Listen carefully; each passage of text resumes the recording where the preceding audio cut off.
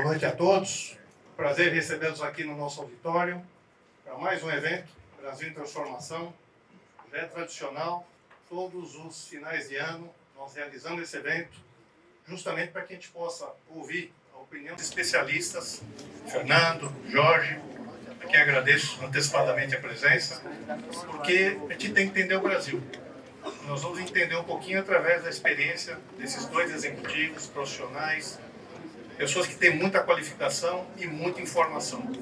E essas informações serão muito importantes para que nós, empreendedores, profissionais liberais, pessoas físicas, possamos planejar o ano de 26.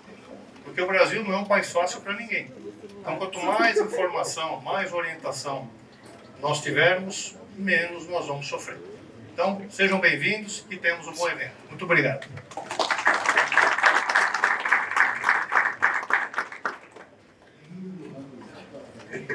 E vamos diretamente ao convite ao nosso palestrante, o Fernando Honorato Barbosa, atualmente economista-chefe e diretor do Departamento de Pesquisa Econômica do Bradesco.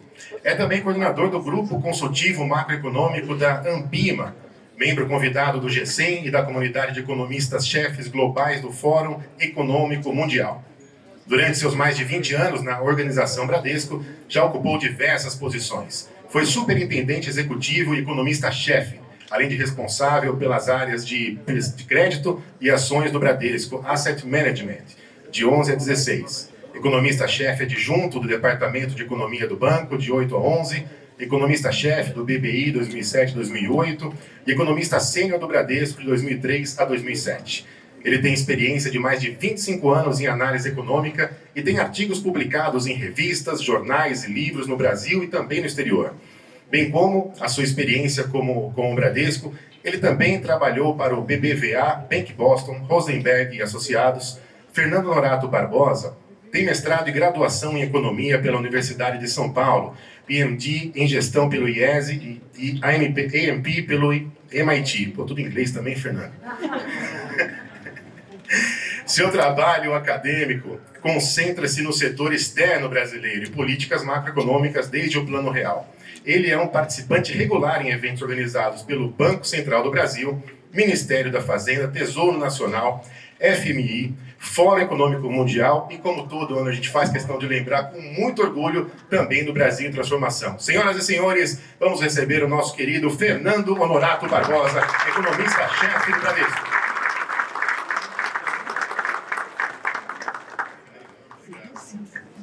Bom, o Denis sempre muito gentil comigo aqui. Boa noite, Denis. Boa noite, Marcos. Obrigado. Vou colocar minhas coisinhas aqui para não atrapalhar ninguém. Muito bom estar aqui com vocês. Olha, desses 8 anos, eu acho que eu participei uns 6 ou 7, né? 7 anos dessas 8 edições aqui do Brasil em Transformação.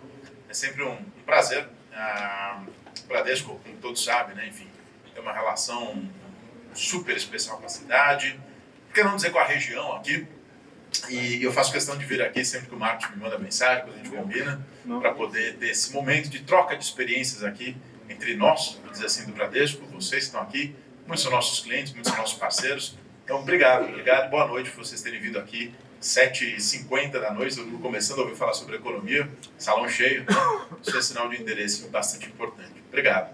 Bom, como o Denis escreveu, eu vou falar aqui uns 30 minutos, então às 7h50, eu vou tentar terminar umas 8h20 ali, passar a bola, então, para o Jorge. Obrigado, Jorge, também, dividir esse tempo aqui, né? Eu me sinto já da casa, então dividir aqui conosco na casa. E aí a gente vai ter esse tempo de interação no final, para ter essas perguntas e, digamos, oportunidades de a gente poder realmente esclarecer alguns desses pontos da minha fala aqui. Bom, eu tenho, assim, que investir um tempo com vocês, aqui eu vou chamar assim, tá? Falando um pouco do ambiente global, né? Muito do que vai acontecer no Brasil em 2026 depende bastante também do que vai acontecer no ambiente internacional nos próximos meses. E aqui tem alguns temas que têm sido bastante marcantes nesse ambiente internacional e que eu vou fazer as conexões com o Brasil daqui a pouco e possivelmente até com com alguns setores, alguns negócios aqui da economia brasileira. Tá? Eu diria que nós estamos vivendo um dos momentos de maior incerteza da política econômica global. Aliás, o currículo do Denis está atualizado, eu vou para quase 30 anos de carreira já agora, e nesses meus quase 30 anos, eu vi muitos filmes, né? Nós vivemos a crise da Lehman Brothers, a crise do Covid, a crise dos países asiáticos do fim dos anos 90, todas foram crises importantes para a economia global, mas crise vinda de incerteza. Assim, enquanto a gente conversa, o presidente dos Estados Unidos está fazendo um tweet, né, um post lá no X, mudando as regras do comércio, mudando a política econômica global, eu não me lembro, nos últimos 45 anos, de ter visto tamanha incerteza vindo de um país desenvolvido. A gente está muito habituado a essas incertezas aqui no Brasil. Né? Países emergentes, América Latina, os governos vivem criando confusões. Mas vindo de país desenvolvido a primeira vez, pelo menos nos últimos 40, 50 anos. E as tarifas de importação que os Estados Unidos têm implementado contra o mundo, vou chamar assim, são a face mais visível dessa incerteza. Né? Se vocês pararem para pensar, o que está acontecendo é uma enorme transferência de recursos do setor privado para o governo. Seja dos consumidores do café em Nova York, o café brasileiro está muito mais caro em Nova York, seja dos produtores para o governo americano. Então, essa transferência de recursos do setor privado para o governo não costuma funcionar em lugar nenhum do mundo para produzir mais eficiência. Ela normalmente produz menos eficiência. Então, é algo que é marcante na economia americana. Né? Aliás, nesta semana e na próxima, começa a discussão da Suprema Corte americana se eles vão manter a autorização para o presidente americano invocar o tal do IEPA, que é a ferramenta, a lei pela qual ele permite a ele, né, fazer o aumento das tarifas. A Suprema Corte vai julgar se ele pode ou não. E tem uma chance razoável da Suprema Corte dizer que é inconstitucional o que o Trump está fazendo. Imagina a confusão. As empresas americanas estão prontas para derrubar, né, para fazer pedidos na justiça para devolver os 30 bilhões de dólares por mês que eles estão arrecadando com as tarifas. Aliás, o Brasil é o exemplo que está sendo usado na Suprema Corte para dizer que as tarifas são inconstitucionais. No fim do dia, a invocação que o Trump tem feito é uma invocação de emergência econômica internacional. Vamos combinar, né? O Brasil tem déficit comercial com os Estados Unidos, é um país que não oferece emergência alguma, e ameaça internacional, eu brinco, acho que nossos tanques de guerra, coitados, acho que não chegam ali em Minas Gerais, aqui em São Paulo. Né? Então, acho improvável que o Brasil seja uma ameaça militar para os Estados Unidos. Então, tudo isso para dizer para vocês que as tarifas são a face mais visível da incerteza, mas a incerteza se estende além das tarifas comerciais. A gente está vivendo hoje um momento de maior dívida pública do mundo, um exagero talvez um pouquinho aqui, mas eu acho que é do mundo, digamos, desde 1890, né, desde o final do século retrasado, dívida pública global. Então, um dos maiores níveis de dívida pública global em mais ou menos 150 anos, ou 140 anos. Né? E essa dívida pública ela é fruto da polarização política que o mundo vive. O mundo está dividido entre esquerda e direita, em que, na verdade, os populistas eles estão ganhando espaço, seja os populistas de esquerda, seja os populistas de direita, estão gastando muito e ninguém quer fazer ajuste fiscal. Vocês devem ter visto há poucas semanas o primeiro presidente da França, né, o Macron, caminhando sozinho ali no Rio Sena. A verdade é que eles são bons de marketing político. Eu quase fiquei com dó dele, quase me enganou. Em que ele caminhava sozinho ali ao lado do Rio Sena porque ele tinha perdido o ministro de Finanças dele, digamos assim, quem cuida do orçamento, e não tinha conseguido aprovar reformas na França, não é Brasil não. Tá? Então tem uma incerteza muito grande associada a outros temas que vão além da dívida, das tarifas. Então, quando a gente combina um mundo de incertezas, tá? Aliás, eu prometo que não vou estragar a noite de ninguém, tá? Tem notícias boas também. Mas quando a gente combina um mundo de incertezas, seja das tarifas, seja da dívida pública global, seja da presidência do Banco Central americano, que o Trump vai apontar o novo presidente em breve, né? Isso tem produzido enorme incerteza, o dólar tem sido uma vítima no mundo. Para nós, brasileiros, é muito fácil explicar esse capítulo aqui, porque quando o governo cria confusão, o real desvaloriza, não é isso? O real vai lá para 6,50, 6,30. Vários momentos da nossa história, quando os governos criam confusão aqui no Brasil, na América Latina, a moeda desvaloriza. Lá está acontecendo a mesma coisa. A confusão vinda do governo americano, acho que não consigo apontar, a confusão vinda do governo americano está fazendo com que o dólar se enfraqueça no mundo, né? E é natural. Tem vários economistas amigos que trabalham em bancos americanos que dizem, bom, como é que vocês fazem com essa história de incerteza e moeda? Pois bem-vindo ao mundo da América Latina, né? porque quando governos criam problemas, a moeda sofre. Isso não é óbvio para todo mundo e tem uma implicação muito importante para o Brasil. Daqui a pouquinho, não só sobre a moeda, como sobre taxa de juros também. E outro sintoma dessa incerteza que eu estou descrevendo é o preço de alguns ativos, né? Então, o ouro está batendo recorde histórico. O ouro é um ativo de proteção contra o quê? Contra, tipicamente, inflação. Quando você tem confusão e incerteza nos países, na política econômica, normalmente a inflação ela aparece e gera, né, algumas dessas fricções, gera algumas desses ajustes na economia. Quando a dívida pública global é muito alta, como é que o governo que está muito endividado paga a dívida pública? Paga gerando mais inflação. De novo, os exemplos da América Latina, nosso vizinho Argentina, Brasil, dos anos 80. Então, o mundo se protege, né? Os investidores têm se protegido dessas incertezas comprando ouro. Tá? Eu tenho várias críticas, várias ressalvas ao preço de longo prazo do ouro, do Bitcoin, que está aí na tela. Acho que o Bitcoin não é uma proteção tão efetiva assim para alguns desses riscos, mas o fato é que eles estão revelando a manifestação, a materialização dessas incertezas. Tá? Só que se eu parasse por aqui, talvez alguns de vocês pudessem me perguntar, mas peraí, parece que tem uma coisa estranha no que você está falando. Né? Ao mesmo tempo que tem todas essas incertezas, as pessoas, os investidores, estão comprando proteção, por exemplo, para inflação, a Bolsa Americana está batendo recorde de alta mês após mês. Aliás, a Bolsa Brasileira, né? O Ibovespa bateu 150 mil pontos ontem, hoje, batendo recorde histórico. Como é que reconcilia essa história? Como é que a gente sai desse mundo de incerteza para um mundo em que os preços de ativos estão supervalorizados? Né? Eu tenho chamado isso de paradoxo da economia global. Né? E, basicamente, as razões pelas quais a gente tem fatores mitigadores dessa incerteza, tá? Vocês vão ver na tela. Primeiro, a gente tem uma queda importante dos preços de algumas commodities, em especial o petróleo. Então, o petróleo, quando cai, ele gera menos inflação, gera menos custos para a maioria das empresas, portanto, ajuda a mitigar um pedaço dessas incertezas. Você ter preços de commodities em queda, quem produz commodities, quem vende petróleo, Brasil, inclusive, sofre com essa queda de preço, mas, de um modo geral, é mais positivo do que negativo para a economia global quando os preços de commodities estão em queda. Isso gera menos inflação. Ora, se tem menos inflação na economia global, os bancos centrais do mundo todo podem cortar a taxa de juros. Eu tenho menos pressão de preços, né? As incertezas do Trump podem gerar algum ruído de crescimento econômico menor, então menos preços com algum risco de economia mais fraca, os bancos centrais cortam a taxa de juros. Aí o planeta todo cortando juros. Tem duas exceções aqui. Japão está subindo o juro para 0,5%, e esse país, não me falha a memória, acho que chama Brasil, que está com a taxa de juros em 15%, acho que é Brasil que eles chamam, está em 15% a Selic, que é uma das grandes exceções do mundo hoje em termos de taxa de juros. Tá? Mas isso ajuda muito a mitigar as incertezas. E por último, minha última tela do cenário global aqui, a gente está vivendo um momento extraordinário de investimentos em inovação, tecnologia, especialmente verdadeira inteligência artificial, e isso tem também ajudado a economia, né, americana, especialmente. É mais verdadeiro para Estados Unidos e Ásia, um pouco menos verdadeiro para a Europa, América Latina se beneficia um pouco menos, mas a gente tem vivido um momento grande de expansão desses investimentos que ajuda também a mitigar essas incertezas.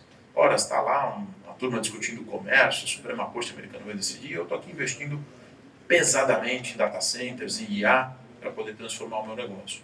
Com isso, esse recorde de bolsa que eu falei americana todos os dias, fez com que o S&P, que é o principal índice da bolsa americana, chegasse à marca histórica de valor de mercado, olha só, não está errado esse dado, de 60 trilhões de dólares. Ou seja, o valor somado de todas as empresas que compõem o S&P, só a NVIDIA é 5 tri mais ou menos, o valor somado de todas as empresas que compõem o S&P bateu 60 trilhões de dólares. Isso é 2 vezes o PIB americano. E é quase 25 vezes mais que o PIB brasileiro. Só o valor somado das empresas americanas. Então, aliás, antes do então, no trimestre passado, terminado ali em setembro, só a valorização dessas ações foi de 4,7 trilhões de dólares. Agora, assim, então, as famílias americanas, quando elas ficam mais ricas pela valorização das ações, elas podem consumir mais. Com mais consumo, com juro menor, a economia tem resiliência apesar das incertezas. Então isso que eu estou chamando de certo paradoxo da economia global, no fim do dia, não é tão ruim assim, do ponto de vista de preço de ativos, não é tão ruim assim nos países emergentes. Por quê? Porque no fim das contas, tem juro menor no mundo, tem um vento, né, a gente fala, usa a expressão da aviação, aliás, eu sou apaixonado pela aviação, a gente usa o vento de cauda para empurrar as economias emergentes. Bom, fiquei com esse bloco aqui, que agora eu vou puxar, vou fazer gancho algumas vezes aqui na minha fala sobre o Brasil, conectando com esses temas globais. Muito bem. Um dos temas que o Denis falou do meu currículo ali, praticamente um dos finais ali, é que eu sou especialista em contas externas, né? Eu investi um pedaço da minha vida nisso. Isso é verdade. Boa parte da minha pesquisa acadêmica, ainda quando eu era mais garoto, quando eu fazia mestrado, enfim, era sobre o setor externo brasileiro, né? E eu sempre defendi, escrevi, tenho artigos publicados sobre isso, em que eu dizia o quanto o Brasil se prejudicou nas últimas 5 décadas, basicamente, por ser um país fechado, né? Ser um país pouco aberto para o comércio global. De novo, defendi a minha vida inteira isso, né? E continuo convicto, tá, de que o Brasil perdeu muitas oportunidades de crescimento por ser um país fechado. Dito isso, o fato é que neste momento, e apenas neste momento, tá, circunstancialmente, ser fechado nos protege desta confusão. Grande encrenca que a gente está debatendo é uma encrenca de comércio global. Horas, né? Se eu sou um país fechado, a confusão do comércio global não me pega. Só para dar alguns números para vocês. O Brasil hoje tem uma exportação em relação ao PIB da ordem de 18%. A gente exporta para os Estados Unidos cerca de 12% do PIB. Multiplica um pelo outro, 2%. Vamos combinar? É raro você quebrar uma empresa se ela perder 2% de faturamento. E nem isso está perdendo. Porque a gente primeiro teve uma lista enorme de exceções do Trump, antes do encontro com o Lula, né, a primeira lista de exceções. E 2, a gente tem um desvio de comércio muito importante. Nós encontramos novos parceiros. Então, o efeito macro das tarifas do Brasil é minúsculo. A gente está falando de menos 0,1, menos 0,2 do PIB. Não quer dizer que não tem efeitos setoriais importantes, tá? Mas o efeito macro é pequeno. Aliás, o fato do efeito macro ter sido pequeno fez com que o governo brasileiro tivesse tanta coragem de enfrentar o governo americano. Por que o Lula, né, o presidente Lula, teve tanta, digamos, até certo sucesso, por que não dizer isso hoje, né, no diálogo com o Trump, ele conseguiu resgatar um pouco da pauta a nosso favor? Por que ele teve tanto sucesso? Porque ele sabia que ele podia ir para cima, porque o impacto macro era pequeno. E o impacto para os americanos tem sido mais dolorido, especialmente, como falei, setor de alimentos, setor metalúrgico. Tá? Olha o principal parceiro do Brasil, a China. Então, não dava para abandonar o governo chinês nesse momento e foi, né, numa disputa, digamos assim, da diplomacia brasileira que mostrou para os Estados Unidos que a gente é importante para eles e que, bem ou mal, eu acho que vai gerar frutos positivos. Tá? Então, pessoal, tem um ambiente global que não é necessariamente ruim para os emergentes, e o Brasil teve um impacto macro muito pequeno nas tarifas. Com esses componentes, eu começo a contar para vocês por que o real teve a performance que teve. Né? O real, se vocês lembrarem, quando eu vim aqui no ano passado, estava lá perto de 6,30, 6,35, ele chegou a ter quase 6,35, está R$1 mais baixo hoje, perto de 5,35. Né? Essa apreciação do real, essa linha vermelha que vocês estão vendo ali, ela é fruto, uns 70%, tá, na nossa visão, daquele enfraquecimento do dólar que eu falei. Lembra que eu mencionei, né? Uma das vítimas dessa incerteza global é o dólar se enfraquecer no mundo. Ora, se o dólar se enfraquece, o real se fortalece, então o real ganha do dólar, sai de 6,30, vem para 5,30. Né? A gente modela essas coisas, tá? Então, uns 70% da explicação tem a ver com o mundo. E os outros 30% tem a ver com o fato de que o Brasil teve baixo impacto macro. Pega o México, que é um país que fez um acordo comercial com os Estados Unidos. Mesmo o México, o impacto final das tarifas sobre a economia, sobre o PIB, pode ser maior do que o Brasil, porque eles têm uma exposição, são muito mais abertos, mesmo tendo feito acordo. Então o impacto macro ter sido limitado ajuda o Brasil. E lembra que eu brinquei aqui, né? Um país que está com a taxa de juro alta comparado com o resto do mundo é o Brasil. Sim, ter uma taxa de juro muito mais alta do que o resto do mundo atrai dinheiro para o Brasil e faz com que a moeda fique bem comportada.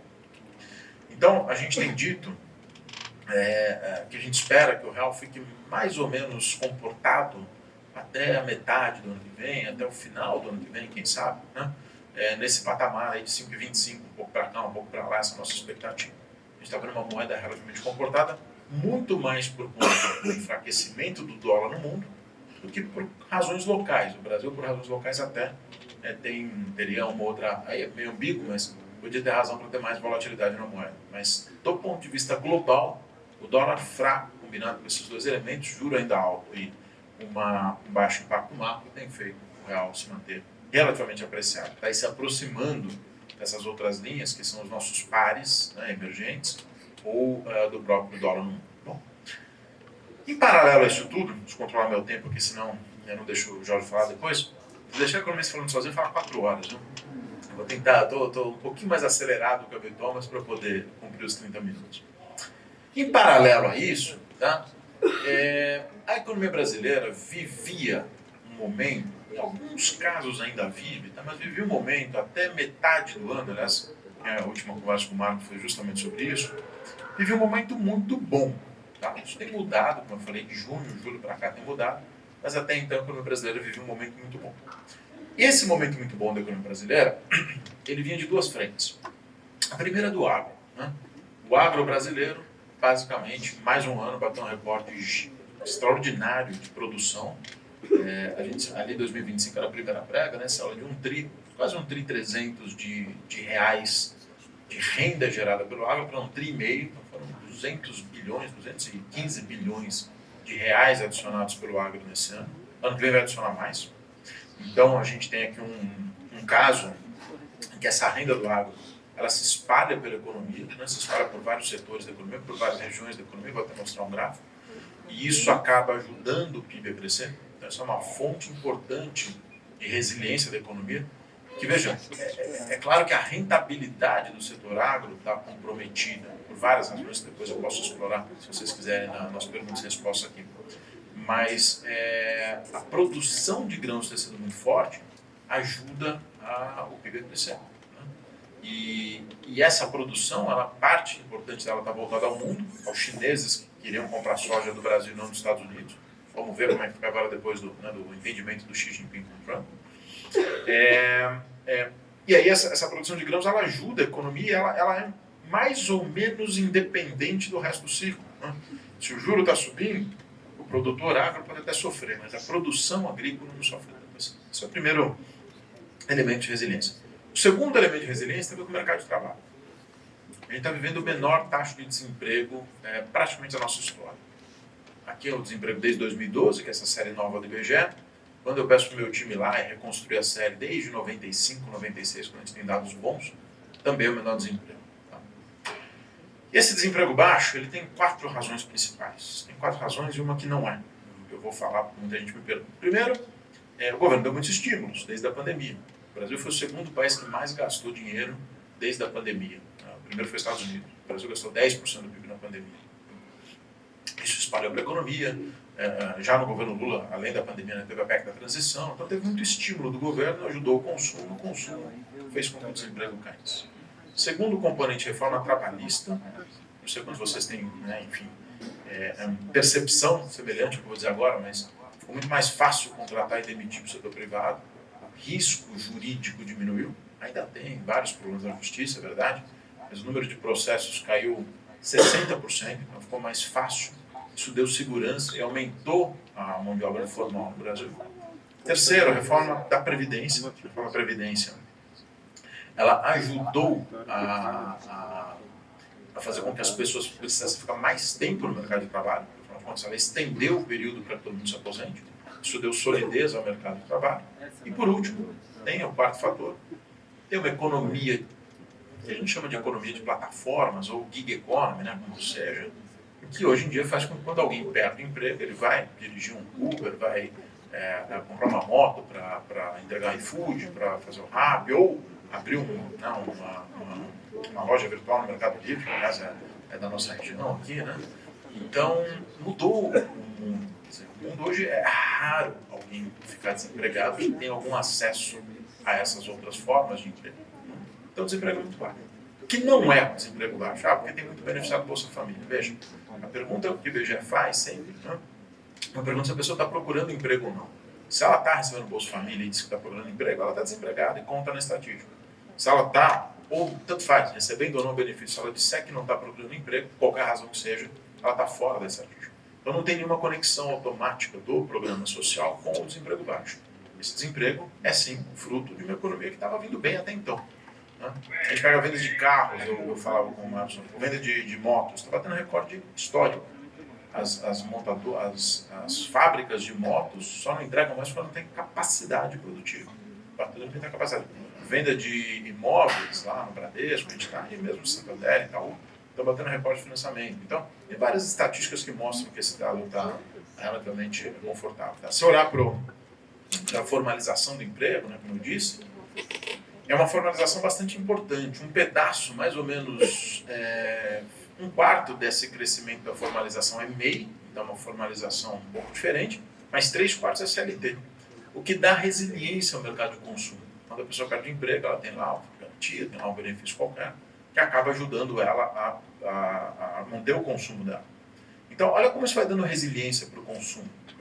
Daqui a pouco eu vou mostrar outro elemento também de resiliência. Tá?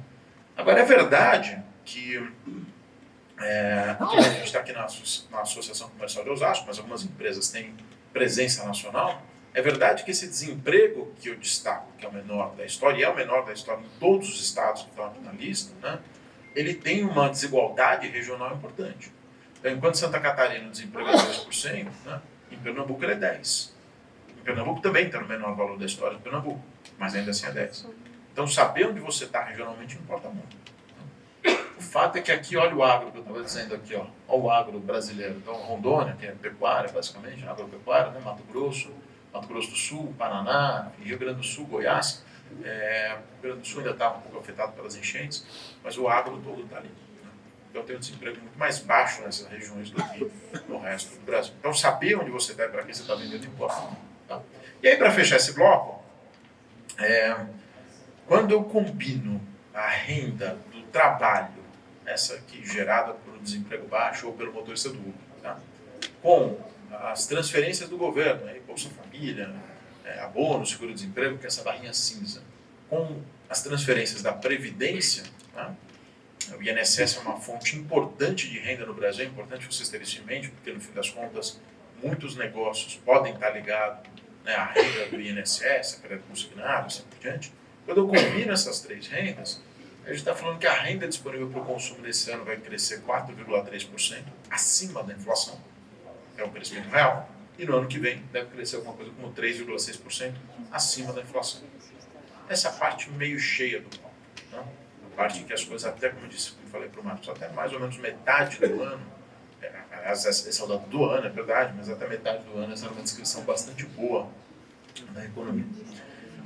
Agora, pessoal, esse país que resolve ter 15 de juro contra o Japão que tem 0,5%, o Japão é sacanagem comparar, mas contra a América Latina que tem 7%, 6%, 8%, esse país que resolve ter 15% de taxa de juros tem praticado um dos maiores juros reais dos últimos 20 anos. Esse juro real vai esfriar a economia. Então, se por um lado até agora ela estava muito resiliente, a economia daqui para frente vai começar a sofrer. Né? Vai desacelerar, pelo menos, porque ela tem uma carga de juros muito pesada. O governo até tem medidas para tentar compensar isso, o imposto de renda, tem o Luz para Todos, tem o programa do Vale Gás, tem lá o programa de reforma da casa agora, o crédito consignado privado, tem alguns programas que vão tentar minimizar essa desaceleração, mas não tem muito jeito. O Banco Central tem mandato, né? A gente pode discutir se esse mandato está certo ou não, mas enfim, tem mandato de entregar a inflação no centro da meta, de 3%, a inflação está acima do centro da meta, então ele tem mantido a taxa de juros muito alta para esfriar a economia. O Banco Central quer ver essa desaceleração, ele precisa ver a economia crescer menos, né, para poder ter inflação no centro da meta. Então essa economia vai esfriar. Mas tem um detalhe importante aqui, que eu disse que eu ia comentar sobre a renda disponível. Repara que esse juro, ele se deu, né, esses 15% de juro, ele se deu sem que tivesse havido um grande choque de inflação. O IPCA bateu no pico ali 5,80, 5,60, 5,80 de pico. Tá? As outras vezes em que a inflação subiu muito, ó, ela subiu lá 12%, subiu durante a Dilma ali 11, segundo mandato do Lula, começo da Dilma, 7, 8, houve choques inflacionários no passado que fizeram o Banco Central subir o juros. Dessa vez ele subiu o juros sem um grande choque de inflação. Ele subiu porque a meta é nova, uma meta de 3, a inflação está acima da meta, até que subir. Tá. Por que isso importa para a nossa discussão aqui? Porque, veja, quando o Banco Central sobe o juro como fruto de uma alta de inflação, a gente confunde, vou chamar assim, nos efeitos, o juro com o efeito da inflação. Então está lá o Marcos na empresa dele, vendo as vendas caírem, ele está falando que foi o juro. Né? Na verdade, antes, nesses outros ciclos, não foi o juro, foi a inflação. O consumidor está lá com a vida normal dele, vem o choque de inflação, destrói a renda disponível dele, ele deixa de consumir. A Selic é quase uma consequência desse processo. Olha, deixa eu mostrar aqui rapidinho, que eu consigo voltar. Olha lá, tá vendo? Ó, renda disponível em 2015, cai a renda disponível em 2021, cai. Quando a inflação é alta, cai a renda. Agora subiu a renda. Então, sem que tenha havido um choque de inflação, deixa eu voltar aqui, sem que tenha havido um choque de inflação, demora mais tempo para o consumo das famílias responder ao juro. Porque a família só vai sentir o impacto da Selic alta quando ela for renovar o empréstimo dela junto aos bancos, né? No caso do Bradesco, são as menores taxas do mercado, então isso é bem tranquilo. Mas só vai perceber o aumento do serviço da dívida dela quando tiver que renovar o crédito. Isso demora. Pensa nas famílias no Brasil, elas tomam dinheiro pré-fixado. Né? Quando você vai comprar um carro, a prestação é fixa. Quando você vai comprar mesmo uma casa, tem TR. Né?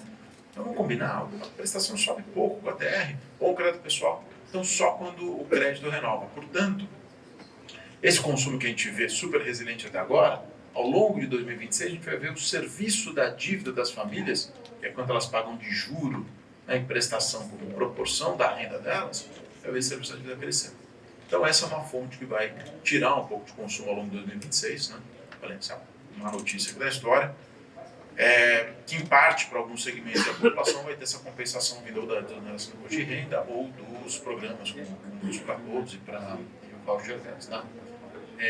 Quando eu olho para os últimos meses o efeito, né, dessa desaceleração do juro começando a bater no crédito e bater nas famílias, o varejo, isso que eu falo, o Marcos pouco, né, o varejo começou a sentir. Os últimos 3 meses, que é junho, julho, agosto, tá, não tem dado de setembro ainda, nós tivemos queda no varejo ano contra ano. É isso que eu falei, até mais ou menos a metade ali do ano, a coisa estava indo bem, relativamente bem. O varejo vinha crescendo bem, agora ele passou a perder força. Tá? Então, sim, é uma economia que perde fôlego de consumo em 2026. Mas, se é verdade que para as famílias esse efeito demora para bater, para as empresas a história é diferente. A maior parte das empresas no Brasil se financia a taxas pós-fixadas. Quando a Selic sobe, a prestação dela, a dívida da empresa no banco, ela sobe mais rapidamente. Né? Tem de todos os modelos, mas aqui, enfim, estou generalizando, e a média é um pouco mais pós-fixada. Muito bem. Aqui esse gráfico é muito interessante, porque ele mostra que só 37% das empresas listadas na Bolsa Brasileira têm um retorno sobre o capital investido que supera a taxa Selic. Ou seja, 63% das empresas têm um retorno abaixo do que elas pagam de juros. Isso é um problema, obviamente. E posso garantir para vocês que as empresas listadas são as melhores empresas que a gente tem no Brasil. Vocês têm melhor situação, melhor acesso ao mercado. Né? As empresas não listadas, a situação é igual ou pior. Ela dificilmente vai ser melhor. Tá? Então, o que a gente vê com o juro alto é que tem um impacto sobre as empresas e, portanto, sobre o investimento. O investimento começa a ceder um pouco, né? Ele cedeu no último trimestre. A gente deve ver o investimento meio parado nesse trimestre e cai um pouquinho ao longo do ano que vem. É por isso que a gente olha para o PIB como um todo de 2026 e vê o PIB perdendo um pouco de força. Né? A gente está falando aqui de um PIB que cresce 3,5%, cresceu 3,5% no ano passado, 2% nesse ano e 1,5%. Pode ser um pouquinho mais, um pouquinho menos desse 1,5%, a 1,4% ano que vem. É por isso que eu também perde força, fruto dessa política monetária. Mas como eu prometi que eu não estragar a noite de ninguém, meu tempo já acabou aqui, já deu os 30 minutos, eu estourar 5 aqui, Marcos. Como eu prometi que não estragar a noite de ninguém, a boa notícia que tem para esse ciclo de 2026 é que essa desaceleração é a semente da mudança da política monetária pelo Banco Central. Como eu disse, o Banco Central está subindo o juro para quê? Para esfriar a economia. Sim, é verdade, mas para que ele possa ter a inflação mais baixa e com isso cortar o juro. A gente está vendo um juro muito alto. Né? Então, as expectativas de inflação para 25, 26, 27, 28 todos os anos à frente já começaram a cair, fruto dessa política monetária do Banco Central apertado. Então, os economistas estão dizendo, olha, a inflação está começando a ceder, não só a corrente, mas nos próximos anos. E o mercado financeiro, que são projeções que eu extraio da curva de juros do mercado, tá? Uma projeção do Bradesco, já fala nossa, o mercado financeiro estima uma taxa de juros que cai no final do ano que vem para 12,75, grosso modo. Então cai ali perto de uns 225 pontos. Ainda é muito juro, tá? Eu concordo. Mas a gente já vê alguma queda. E lá no Bradesco a gente estima que a Selic termina em 11,75, quase um ponto a menos do que está no mercado. Tá? A gente consegue ver um quadro em que se tem uma boa notícia de 26, que a gente acha que isso começa em janeiro do ano que vem, vamos cortar os juros, é que essa queda de juros ela reabilita a economia na segunda metade do ano. Uma primeira metade ainda um pouco dura, por isso que o PIB é fraco no ano que vem, mas uma segunda metade que é reabilitada pelo juro. Então, a gente consegue ver esse processo acontecendo. E por fim, para fechar o médio prazo, né? O médio prazo daqui é uma metáfora para falar aí o processo, o cenário depois das eleições, que é basicamente dizer o seguinte: aquela mesma dívida global, lembra que eu falei da dívida pública global que está, né, no recorde histórico, no Brasil também ela está muito alta, a dívida pública. Então a gente vai ter que endereçar esse tema. A gente pode endereçar com mais cortes de despesa, que seria o ideal, ou algum aumento de receita. Eu acabo achando que vai ter uma combinação dos dois, tanto cortes de gastos quanto algum aumento de receita a partir de 27. Acho que a gente vai encontrar o equilíbrio por esse caminho. É como o Brasil normalmente faz as coisas. Às vezes a gente faz de um lado, mas às vezes pode ser mais eficiente. Acho que a gente vai encontrar um equilíbrio no meio do caminho. Tá? Bom, por que precisa disso? A gente precisa fazer esse ajuste fiscal, porque senão, nos níveis de juro de hoje, não sei quem acompanha de perto isso, pega os juros do Tesouro Direto, da NTNB lá, por exemplo, estão acima de 7,5% real. Nesses níveis de juro, a dívida pública no Brasil não estabiliza nunca. Né? E aí, país que não estabiliza a dívida, o que acontece? Porque as pessoas compram ouro porque tem inflação.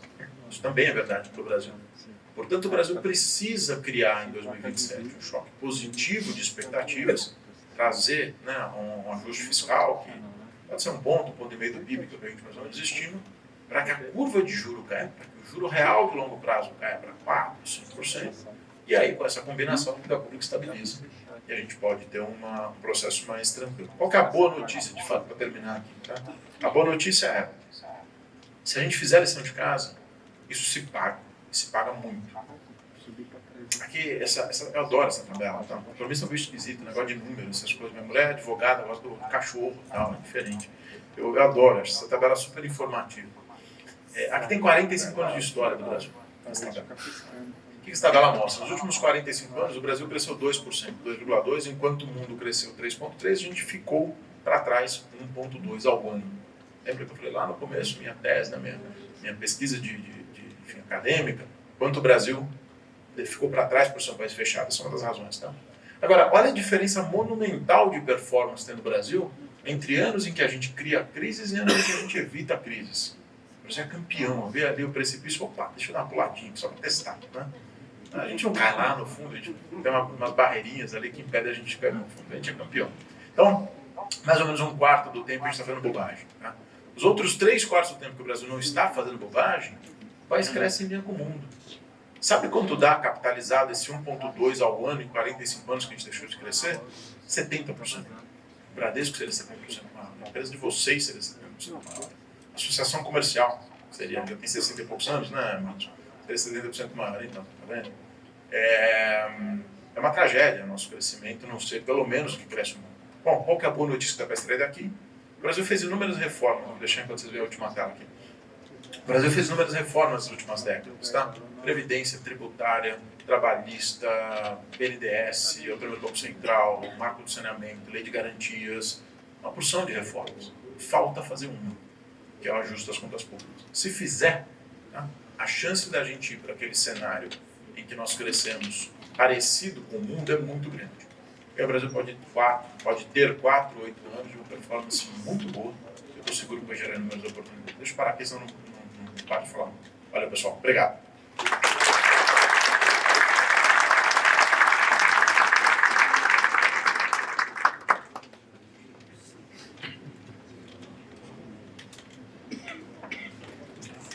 Muito obrigado, Fernando. Ele vai voltar depois na formação do painel. Quem quiser já antecipar as suas questões, levante a mão e peça a ficha para a turma da CEL que vai levar até você, tá bom? E agora nós vamos à apresentação do Jorge Gonçalves Filho, ele que é presidente do IDV, Instituto para o Desenvolvimento do Varejo, Associação de Atuação Nacional. Em sua carreira profissional, foi CEO na CIC Casa e Construção, diretor de expansão e novos negócios na Telha Norte Tuneleiro, Sangoban Distribuição Brasil, ambas redes de material de construção. Superintendente na Jatobá S.A., indústria de revestimentos cerâmicos, gerente nacional de vendas, construtoras na Insepa, revestimentos cerâmicos, e gerente geral na Elevadores Atlas Schindler. Também atuou como Senior Advisor da Telha Norte Tuneleiro e consultor empresarial da Éfeso, assim que fala, Consulting. Jorge é conselheiro consultivo na CSB, Associação Comercial de São Paulo, e na FEBRABAN, a Federação Brasileira de Bancos, e membro do IBGC, Instituto Brasileiro de Governança Corporativa. É formado em Engenharia Civil pela Universidade de Mogi das Cruzes e em Administração de Empresas pela Universidade Mackenzie, além de MBA em Varejo pela Universidade de São Paulo. Também possui especializações em Marketing e Comércio Exterior pela Fundação Getúlio Vargas, dentre outras especializações. Senhoras e senhores, vamos receber nosso presidente do IDV, Jorge Gonçalves Filho.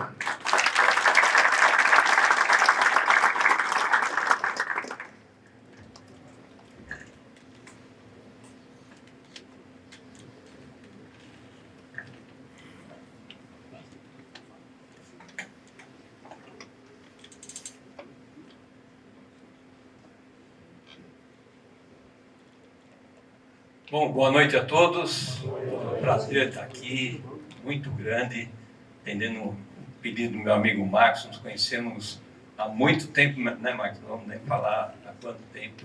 No mesmo setor de materiais de construção, aí, batalhando no varejo. Falar depois do Fernando vai ser bastante difícil, né? Porque ele tem uma didática, um conhecimento profundo. Aí, parabéns, Fernando, pela sua palestra de economia. O que foi combinado, que eu passei ao Marcos, quase que nem combinando, falei, olha, Marcos, eu vou ser meio desestruturado, certo? Às vezes o varejo não é tão estruturado, tá? Então nós vamos dar uma visão do que é o IDV, vou aproveitar fazer o meu merchandising, porque não somos como o Bradesco, né? Não temos esse brand aí famoso. Depois falar um pouquinho de varejo, de alguns setores, e mais dois assuntos que eu acho que para a gente fomentar aqui um debate. Bom, o IDV é um instituto novo, né? Aqui temos 63 anos da Associação Comercial, o IDV tem apenas 20 anos. Ele nasceu em 2005, fruto de um grupo de empresários que não estavam satisfeitos com as representatividades que tinham na época, né? E queriam fazer um varejo diferente. Um varejo formal, um varejo que pudesse investir no seu desenvolvimento, pudesse trabalhar políticas públicas, né, e principalmente voltado a pessoas. E nós temos um propósito que é ser protagonista das mudanças estruturais do Brasil, promovendo o desenvolvimento sustentável do varejo, contribuindo para a melhoria da vida das pessoas. E, às vezes a gente vai e se mete em algumas coisas que nem deveríamos, mas como está no nosso propósito, a gente está sempre olhando muito para o Brasil. Nós somos cerca de 70 associados, a maioria das empresas de grande porte e multissetorial, né? Então, nós temos empresas, farmácia, supermercado, pets, joias, materiais de construção. Isso é muito bom, porque a gente consegue transitar por todos os setores, né? E tem uma coisa também importante, como estava dentro lá, a gente tem um dos princípios. Nós só, quando a gente pega uma causa, a gente só pega se for bom para o Brasil e para o varejo. E o varejo, quando a gente fala de forma vertical, estava até comentando com o Marcos, que a gente chega em algum assunto, a gente olha para o grande, médio e pequeno, quer dizer, o varejo depende de todos. Nós hoje temos, os associados faturam cerca de 660 bilhões, dos quais cerca de 20% em e-commerce, internet, 4 milhões de empregos totais, entre 1 milhão diretos e os indiretos, 19 milhões de áreas de vendas, quase 900 centros de distribuição cada dia está mais importante, né? O varejo se transformou e cerca de 37 mil lojas. Bom, o que nós recentemente, há alguns anos, pensamos? Bom, índices, nós temos todos os índices que os bancos fazem com qualidade enorme, que as bandeiras de cartões fazem, que o próprio governo faz, tem a PMC. Aí nós pensamos o seguinte: que índice nós poderíamos ter que mostrasse um pouco à frente do que está acontecendo agora? Bom, se as empresas apostam nos meses que vêm para frente, elas vão provavelmente comprar mercadoria, fazer estoque para vender, né? Natural.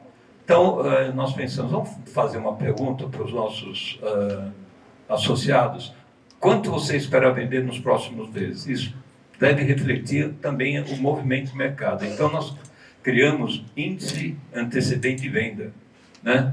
Porque aí nós estamos falando,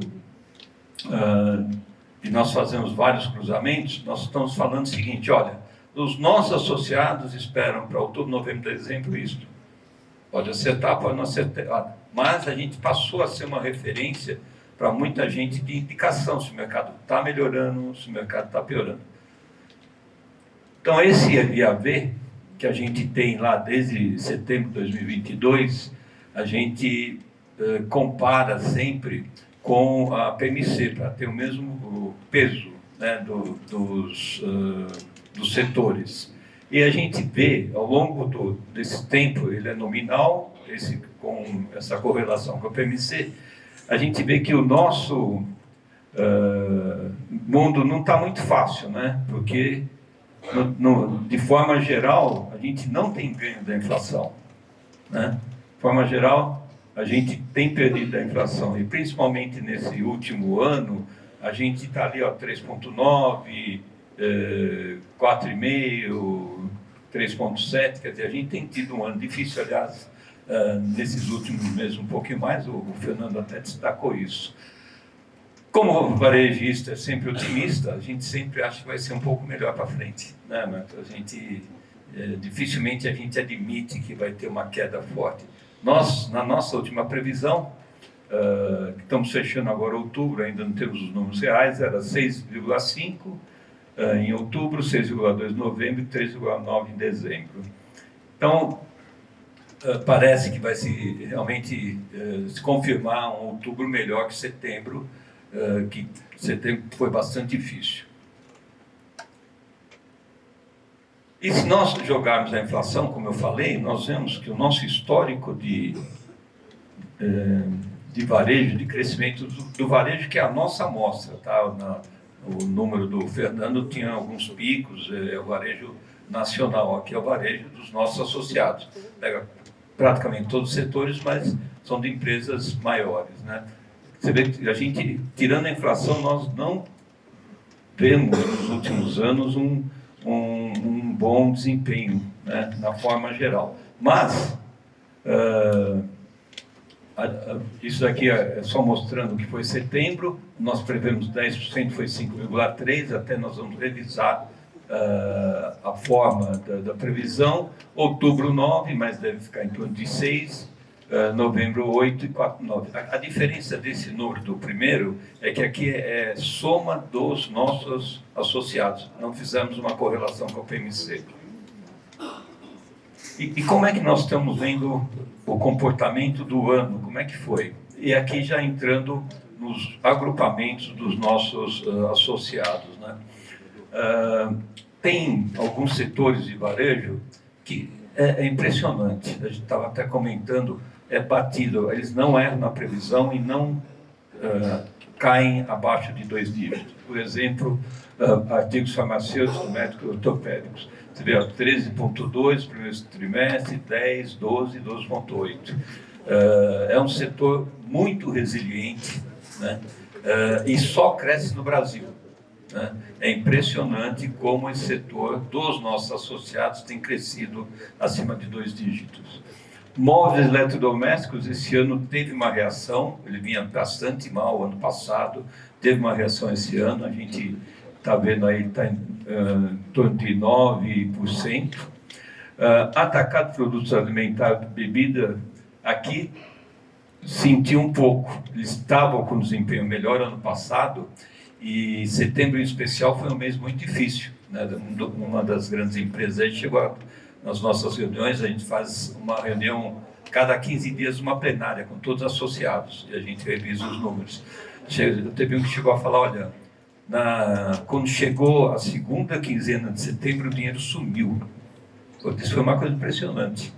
Deu uma parada que eles não entenderam bem.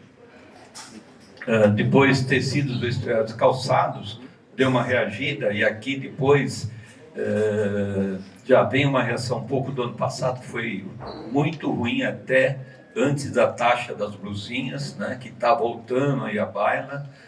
Sofreram muito porque não tem dúvida que o Brasil precisa ser um país aberto, mas não com preços subsidiados, né? Então, os preços que ainda são praticados pelas plataformas asiáticas são 3 vezes abaixo do que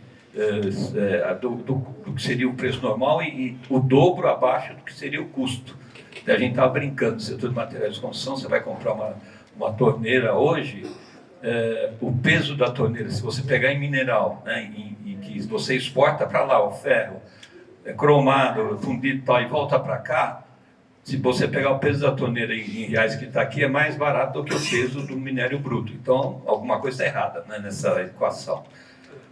E é algo que anda rondando aí novamente Brasília, o Congresso, o Planalto, será que não deve voltar? Vocês devem ter visto essa semana matérias, aliás, muito questionáveis, forçando um pouco a volta da isenção do imposto de importação, que eu acho que não é ruim para o grande, é ruim para o médio, mas é muito pior para o pequeno.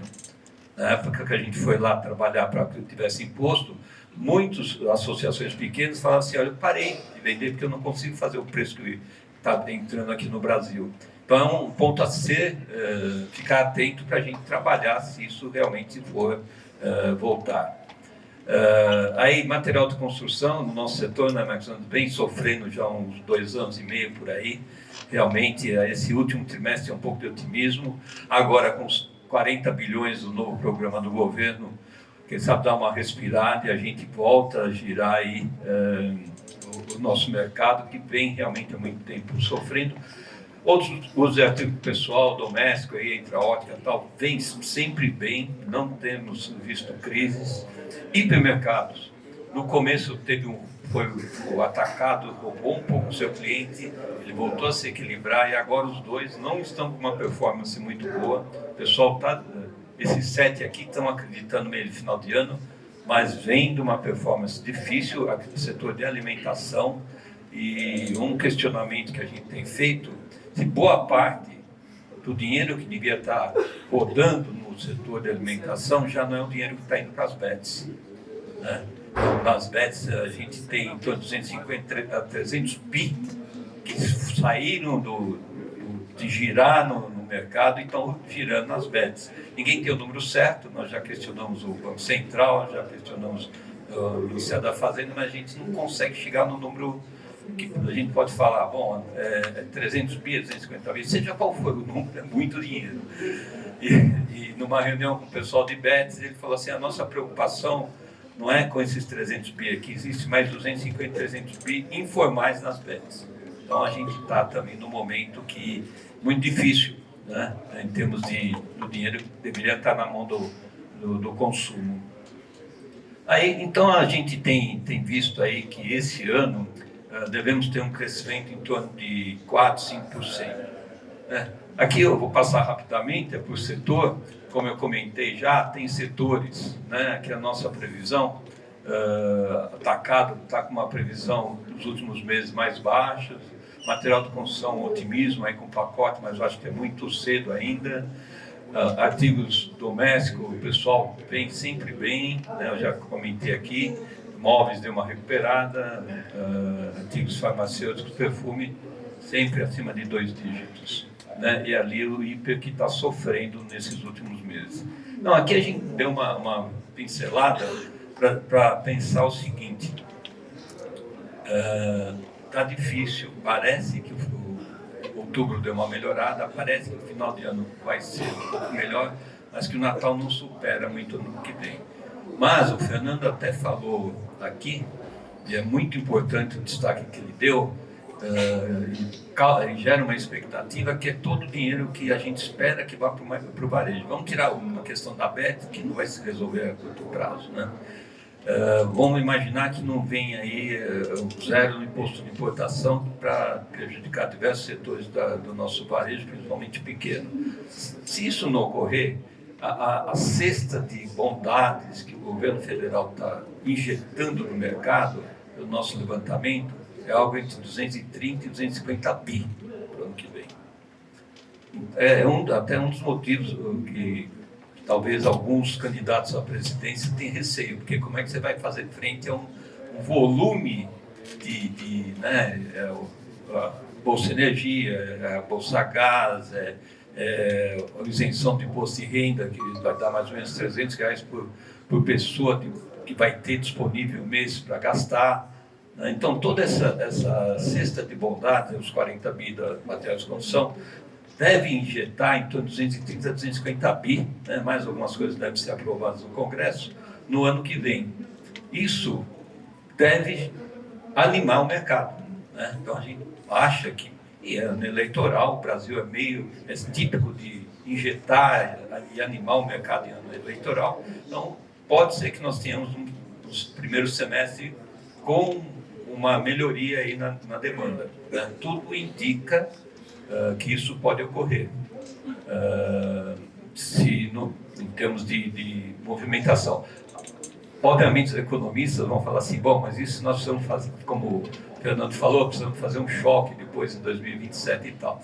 Como o varejo, a gente abre a loja, tem que vender naquele dia, fechou a porta, se não vender, aquela venda já foi embora.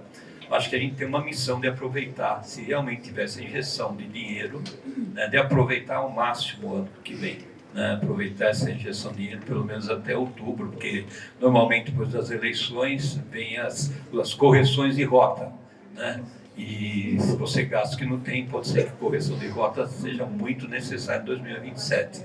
Só lembrando, eu estou comentando de forma geral, nós somos apartidários, tá? A gente não tem tendência política nenhuma. Então, além disso, quer dizer, vamos aproveitar se realmente dessa injeção de dinheiro no mercado, seja qual seja o motivo, se é para eleição ou realmente principalmente nas classes mais baixas, né, que é uma tendência de favorecer essa questão mais baixa, a gente, mesmo assim, a gente vai ter que estar prestando atenção no futuro, um pouco depois, né? Eu vou passar bem rápido, que é a questão da reforma tributária. Aqui eu só trouxe, porque esse negócio é tão complexo, tão grande, né? Foram duas leis, a PEC 68 e a 108, a PL 108, que está ainda em votação, que vai transformar o país, né? Nós vamos ter um outro país, nós vamos ter o consumo vai mudar o dinheiro vai mudar de movimento, né? Se hoje a gente manda o ICMS para outro estado, o imposto vai ficar no estado de maior consumo, na cidade de maior consumo, né? Então é importante, né, e vamos ter toda essa transição de impostos, uns somem, outros, o CBS, IBS, o imposto seletivo, eles vão surgir, né? Então é muito importante a gente estar bem atento, não importa o porte da empresa, porque a empresa, se é um simples, se ele quer vender para uma empresa, a empresa vai querer crédito. O simples vai ter que deixar de ser um simples puro, vai ter que gerar crédito para alguém que tem interesse em comprar dele. E toda a carga de imposto vai para o consumo. Então tem algumas missões que nós precisamos olhar e entender que o ano que vem só começa o 1% lá, é 0,9% de CBS, que é o imposto federal, e 0,1% do IBS, que é estadual e municipal. Mas depois nós vamos ter uma transição e vai ter muito trabalho para a gente de sistemas, de adaptação e, principalmente, depois eu posso até mandar para o Marcos, que a gente fez o estudo, da composição do preço de venda. Vai mudar. nós vamos receber todos os créditos, diferentemente do que hoje, que é crédito e débito, nós vamos receber, quando chegar na nossa mão, a gente vai ter um volume de crédito, vamos ter um preço e um valor a ser pago. Só que é totalmente diferente na cadeia do que a gente estava acostumado. Então as margens vão mudar. Então é muito importante a gente aproveitar o ano que vem, que ainda é um ano de apenas 1% de teste, para ver cada negócio como é que nós vamos nos encaixar nessa nova realidade do país. Eu sou favorável à reforma tributária, nós somos favoráveis, porque ela vai dar muita transparência, o preço, né, os R$100 de custo, vai ser custo, e aí nós vamos somar os 26,5, que era a meta da reforma tributária, acima do preço que a gente fez com a nossa margem, e vai ter que ficar transparente para o cliente. Então, o mercado vai mudar, a forma de comunicar com o cliente, o caixa vai mudar, porque vai ser débito e crédito como se fosse regime de caixa todo mês. Então, eu só quis trazer aqui, Marcos, para não me estender muito, atenção, pessoal, preste atenção, vai mudar a forma de fazer negócio, tá? E, junto com isso, vai vir o split payment, que a distribuição dos valores vai depender muito do sistema financeiro, né? E o governo está apostando que o sistema financeiro, Fernando, né, vai fazer frente a split payment. Quer dizer o seguinte, a hora que passou o cartão, cada um recebe sua parte, inclusive o imposto. Então, deve ter um impacto bem grande na informalidade.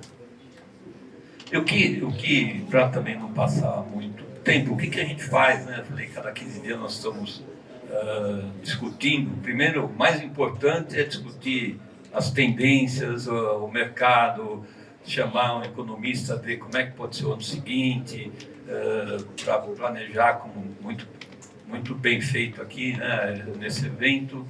Mas uma coisa que eu queria recomendar para vocês também, que não precisa ser só de acompanhamento mesmo.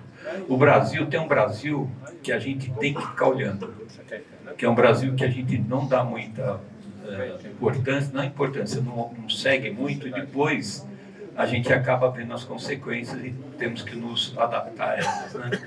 Aqui nós pegamos toda 15 dias a gente tem um momento que chama Brasília. E por que eu trouxe esse slide? É o mesmo slide que a gente usa lá, viu, Marcos? Por quê? Porque a gente acompanha cada PL importante para o varejo. Cada projeto de lei que está no Congresso, cada medida provisória que seja executivo foi para o Congresso, outro que passou já pela Câmara e Senado e vai ser aprovado no Executivo, porque muda a nossa vida quase sempre, né? E às vezes para bem, às vezes para mudanças boas. Por exemplo, aquele lei do primeiro emprego, que está já no Senado e deve ser aprovado, nós vamos poder admitir 10% do nosso efetivo com desconto nos encargos sociais, desde que sua empresa esteja crescendo. Tem os parâmetros lá. Então, quem está crescendo, olha, eu tinha 100 empregados no ano passado, esse ano eu vou ter 110, muito provavelmente esses 10 você vai poder obter a lei do primeiro emprego e 50 a mais, faltou ali escrever 50 a mais. Então tem notícias boas também, mas tem notícias tipo imposto de renda de pessoa física, né? Como disse, os governos, tem governo que faz opção de capturar imposto e distribuir, que é mais ou menos o que a gente tem visto hoje, né? A necessidade de aumentar a arrecadação, tem a questão da plano de renegociação da baixa renda, mas tem os impostos também da Fintech Bets. Então, a gente começa a olhar, tem o corte de benefícios, tem devedor contumaz, aquele que está sempre devendo para o fisco, vai ter uma lei que vai complicar bastante, né? E acompanhamos a reforma tributária. E tem algumas coisas que eu queria salientar, que é muito importante, a gente tem que estar engajado, por exemplo, a PEC 6x1, né? Foi trazido pelo Fernando, e a reforma trabalhista foi muito boa. Só que há poucos anos agora, o STF tirou a responsabilidade pelo custo de quem entra com processo até R$ 3.300 de salário. Então, estava caindo o número de processos, já fez assim, se você não paga pelo processo, você vai entrar com o processo. Então, nós vamos ter que agir novamente em termos de políticas públicas em alguns pontos, e a grande ameaça, porque também isso dá votos, isso é bonito para a população, que é a reforma da jornada de trabalho e da escala de trabalho. O famoso PEC da deputada Erika Hilton, que não estava com vontade de prosperar, mas como é algo que pode mexer o ponteiro eleitoral, a gente também vai ter que trabalhar em cima. Acho que aí as associações têm que trabalhar em cima, porque para o varejo, que a gente está aberto todo dia, pode custar muito caro, né? Então, aqui, na verdade, tem uma licença de paternidade, o homem vai ter direito até 30 dias, merecido, né? E tem questões como a inteligência artificial, que vai mexer com toda... A gente escuta falar de IA, mas tem também uma lei que vai mexer com todos os nossos negócios. Não, a ideia aqui foi mais de trazer um alerta, de trazer um panorama geral e assim, são coisas que a gente realmente pode acompanhar e depois em associação pode ajudar para ter aí um melhor encaminhamento para os nossos negócios, né? Então a ideia foi aqui, Marcos, justamente temas variados para a gente poder pensar, refletir e o principal que nos parece, aí, o Fernando pode também reforçar ou não, que pelo menos o começo do ano que vem deve ser um ano bom com essa injeção de dinheiro no mercado. Depois a gente vê como é que resolve, mas cada ano é um ano, né? Muito obrigado aí.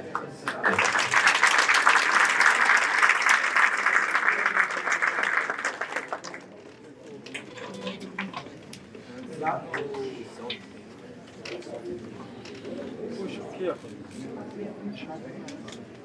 Trocou a chave, troca a chave.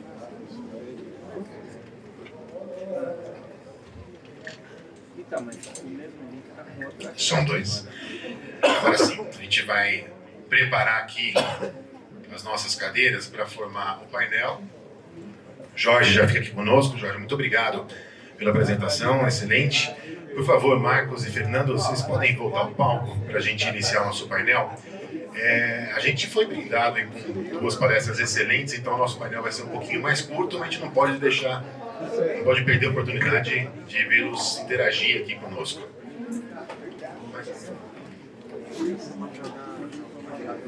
Pessoal, reforçando que vocês podem fazer perguntas por escrito, é só levantar a mão que alguém do nosso time chega até você para dar o formulário, ok? Vamos começar pelo Marcos. Você não fez palestra, Marcos, mas seria interessante saber da sua visão e também comentar a respeito das apresentações de ambos. Bom, eu queria agradecer ao Fernando, ao Jorge, pela palestra, pela explicação, pelas explanações. Qual o resultado que nós podemos nos deparar? A vida de empreendedor não é fácil. Dificuldade, empreendedor, profissional liberal, enfim, todos nós aqui que vivemos o dia a dia real, a gente tem que trabalhar com tantas variáveis, macroeconômicas, o dia a dia do varejo, tudo isso é difícil. Tudo isso exige de nós resiliência, força, dedicação, superação, é importante. Saber fazer leitura de cenário. Porque o empreendedor que não consegue compreender o que está acontecendo, a chance dele ter sucesso fica cada vez menor. Então, é importante participar de eventos, seminários, leitura, entender o que está acontecendo para você poder se preparar e não ser tão surpreendido. Porque o Brasil não é um país fácil. É um país que oscila, é um país ciclotímico. Momentos muito bons, momentos muito ruins. É difícil você planejar uma empresa com tanta dificuldade. Isso vale também para o profissional liberal, não é fácil. Às vezes você tem muito cliente e às vezes não tem cliente nenhum. É difícil. Então, a importância de estar num evento como esse é entender o que está acontecendo e se preparar para o pior ou para o melhor. Ano que vem é ano de eleição, é ano de farra, é ano de festa, vai ter dinheiro. O governo atual quer ganhar a eleição, lógico. Outros, será a oposição, também vão querer ganhar a eleição. O que vai acontecer, nós só vamos saber em tudo do ano que vem. O Fernando vai estar aqui para comentar, vamos ver o que vai acontecer. Mas eu acho que é importante, o que o Jorge falou, será um momento onde o dinheiro vai circular no mercado. Nós temos que estar atentos a capturar esse dinheiro no nosso negócio. As consequências vão saber em 27, mas 27 é outro ano. Acho que esse é o comentário inicial que eu gostaria de fazer. Fernando, já passo para vocês. Quer complementar em função da apresentação do Jorge? Eu acho que o Jorge trouxe uns pontos importantes ali, tem essa previsão um pouco mais positiva para outubro, novembro, dezembro, né, pelo que ele mostrou. A gente tem capturado isso também nas nossas pesquisas empresariais. Acho que, como eu falei, o trimestre termina em setembro, uma cara mais fraca, acho que o último trimestre pode ser um pouco melhor. Dois únicos comentários. O primeiro é sobre o dinheiro que vai estar à disposição no ano que vem. A gente estima que o principal impacto vem três grandes medidas. Hoje são uns 30 bilhões de reais, mais ou menos, do crédito consignado privado, que talvez uns 30 bilhões mais ou menos, e do programa de crédito para construção. Também vamos ver o tamanho que ele vai chegar, mas pode adicionar mais uns 15, 20 bilhões. Os demais são programas um pouco menores, né? Então tem um número um pouco mais limitado. A gente tem visto, né, esse dinheiro que o Jorge estava mencionando, está mais ou menos ali uma coisa como um ponto a mais de PIB. Tem bastante coisa, né? Falando ali, o PIB do Brasil é 1 trilhão, 12 trilhões de reais hoje em dia, né? Então, se bater 120 mil, se bater 250 mil, está falando de 1 ponto, 2 pontos, que pode ajudar certamente no impacto. No caso das bets, um complemento, a gente fez, no ano passado esse assunto estava super quente, né? A gente foi atrás dos dados do Banco Central, Receita, tem os próprios dados do Bradesco, de transferências, né, que as pessoas fazem para as bets, e os números são os que o Jorge falou mesmo, tá? De 250 a 300 mil por ano. Né? Vale lembrar que desse, mais ou menos os 15% é o que saem do país de fato, que viram receita das empresas, né, de intermediação, que vão embora do país, esse dinheiro some do mercado. Os outros, digamos, 250, 270 mil, eles ficam aqui.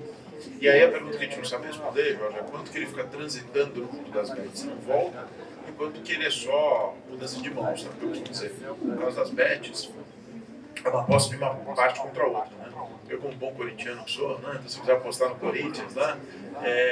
E eu ganho, o Corinthians sempre ganha, né? Então eu ganho a aposta, alguém, o palmeirense, perdeu a aposta para mim, né? Então, no fim do dia, o dinheiro sai da mão do apostador para o outro, a bet fica com intermediação. O problema que a gente identifica, então, porque se fosse isso, o dinheiro não sai da economia, ele continua disponível. O problema é que a gente tem notado mais pessoas quase como se reservassem um pedaço da renda para o jogo. E aí, para o varejo, a conta que a gente fez, né, no ano passado, acho que até trouxe a questão de fora da memória, era uns 12, 15% do faturamento, é muito dinheiro. Né? Então aqui tem temas de atenção, sim, que são importantes. Mas eu estou com vocês, eu acho que, enfim, um ano, como eu disse, tem que ter cuidado com a alavancagem, o juro vai estar alto por tempo, começa a cair só no começo do ano, então é bom ter essa atenção, sabe? Mas sempre um grande outro comentário. Muito bem. Jorge, quer complementar? Você já pegou o microfone, fica à vontade. Ótimo que a gente tenha essa visão sobre as bets e na reunião com o pessoal das próprias bets, a preocupação é que tem mais 300 ilegais. E aí fiquei perguntando, mas como é que esse dinheiro sai do Brasil e tal? Aí você não consegue ver, é um negócio muito interessante e merece aprofundamento, né? E você falou dos juros, né? Assim, realmente está com juros de 10% real, né? Nossa, 10% é muito elevado. A grande empresa ainda vai negocia, vai gravar seu 20% ao ano e tal, mas você vai descendo o custo dos juros no resultado das empresas. Então, se pegar o capital aberto, né, você acompanhar, mesmo as empresas grandes capital aberto, mais alavancadas, é um custo elevadíssimo, muito maior do que a remuneração do capital próprio. É assim, e a gente fica pensando, né, como eu não sou técnico, eu fico pensando, por que não abaixa? Aí fala, não, mas tem a meta de 3%. Tá bom, por que não faz que nem lembra da saudosa presidente? Não, muda a meta. Então, por que não muda a meta? Quem muda a meta? Quem estipula? O Conselho Monetário Nacional. Quem é o conselho? O Ministério da Fazenda, o Ministério do Planejamento, o Banco Central. Então a gente não entende, porque tem que ter tanto esse esforço de que tem que ficar ruim para ficar bom, né? Nos Estados Unidos, o Banco Central, além de ser responsável pela inflação, ele é responsável pelo emprego também. Aqui não, aqui é só pela inflação. Então, tem alguma questão aí que precisa ser resolvida, porque na ponta é a gente que está sofrendo com esses juros extorsivos. Vou falar extorsivo com uma palavra forte, não, mas esses juros super elevados. Eu acho que a decisão é sempre técnica, mas eu acho que, assim, está muito forte. O Fernando projeta que em final de 27 vai estar 12,5, 12 não sei quanto, estou pensando, meu Deus do céu. Será que não tem que ter uma forma de ter mais velocidade? Porque é muito elevado. Para quem precisa tomar dinheiro, para quem tem estoque elevado, de repente não vira, você precisa fazer descontar lá, espaço recebível e tal, é muito doloroso. Então, eu acho que é uma das principais questões da economia que faz o país não crescer mais. Eu não sou técnico, mas quem está na operação sente muito fortemente. Olha, eu que estou no varejo, o que eu percebo nitidamente de alguns anos para cá, principalmente depois da pandemia? A inflação subiu muito, o poder aquisitivo não acompanhou. A população perdeu renda, perdeu poder aquisitivo. Qual o reflexo disso? Em primeiro lugar, uma migração de aquisição de produtos de valor mais alto por um valor mais baixo, para poder consumir produtos. Segundo, na hora de pagar para o comerciante, para o lojista, para o empreendedor, ele alonga o prazo de pagamento. Que no nosso caso era média de 5, 6 parcelas, 70% da nossa venda, 5, 6 parcelas, hoje está em 10, 12. Ou seja, você demora um ano para receber o dinheiro, você tem que pagar o seu fornecedor com 60, 90 dias e a sua conta não fecha. Porque você tem recebíveis, mas você precisa de dinheiro todo santo dia. E aí o que acontece? Ou você antecipa recebíveis, que custa caríssimo, e você abre um buraco lá na frente. Ou você vai ao banco, você falou que tem a taxa mais baixa do Brasil, mas mesmo assim é cara, entendeu? Não tem jeito, entendeu? Pesa, dói no bolso, porque uma grande parte da sua rentabilidade acaba ficando com quem te empresta o dinheiro.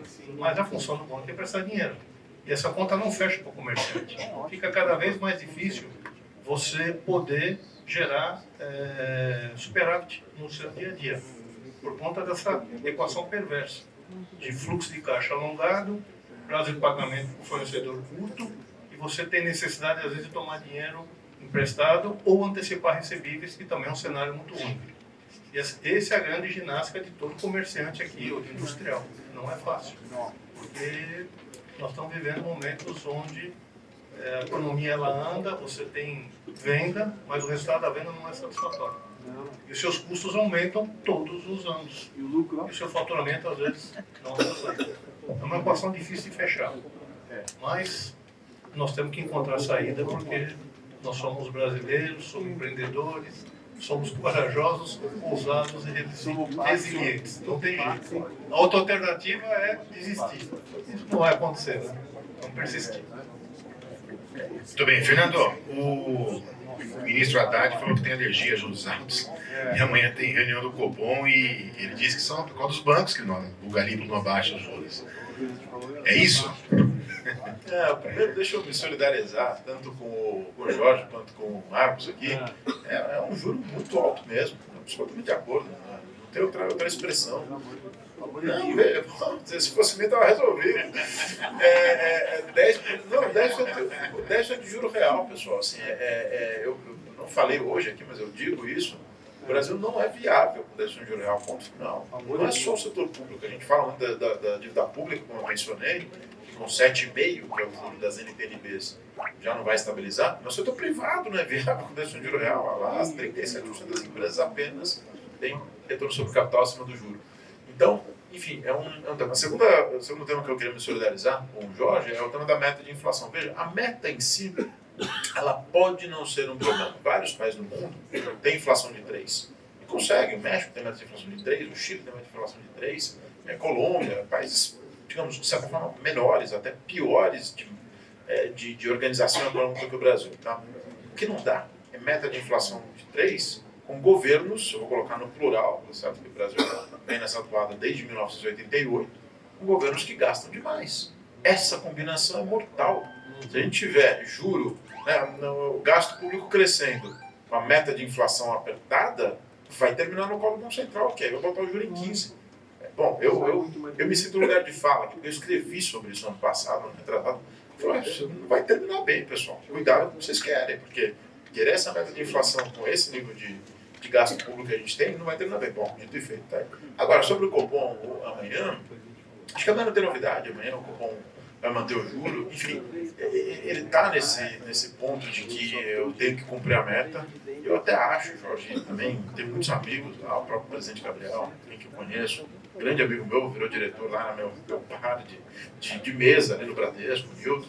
Mas eu digo para eles também, o modelo tem que usar com uma certa, digamos assim, perspectiva do que está acontecendo no mundo, perspectiva da nossa própria história. A inflação vai bater 4,5% no fim do ano, vai estar dentro do topo da meta. Assim, dá para convergir um pouco mais para frente. O Armínio Fraga, esquece o Fernando, quem sou eu? O Armínio Fraga, 3 semanas atrás, falou isso. Será que não é o caso de a gente pensar numa convergência mais lenta? A inflação dos Estados Unidos está acima da meta. A inflação na Europa agora está perto, mas é toda a América Latina. Então, sim, daqui a pouco eles vão ter que começar a cortar o juro. Mas não cravou o 3. Não, vai começar a cortar um pouquinho acima do 3, vai colocar a perspectiva adiante. Eu acho que a gente vai ter que ver uma flexibilização. Se não, vai ficar muito difícil. E se não acontecer, o ano de 26 vai ser ainda mais duro, e aí o problema é que também o custo para ajustar em 27 vai aumentar bastante. Resumo da história. 400%. O juro está muito alto e acho que vai ter algum espaço para flexibilizar, sendo bastante bem. Eu falei, o mercado está em 12,75, a gente acha que é 11,75, mas eu reconheço, 11,75, uma inflação esperada de 4, ou seja, é muito juro ainda, né? Só que aí eu concordo no seguinte aspecto, aí 27 é importante para que a gente dê os recados, não precisa fazer tudo em 27, mas aos recados certos em 27, que aí a taxa de juros de longo prazo cai, o câmbio aprecia um pouco, e a gente vai ver ali a Selic poder voltar para 8, 9, que a gente precisa, pelo menos isso.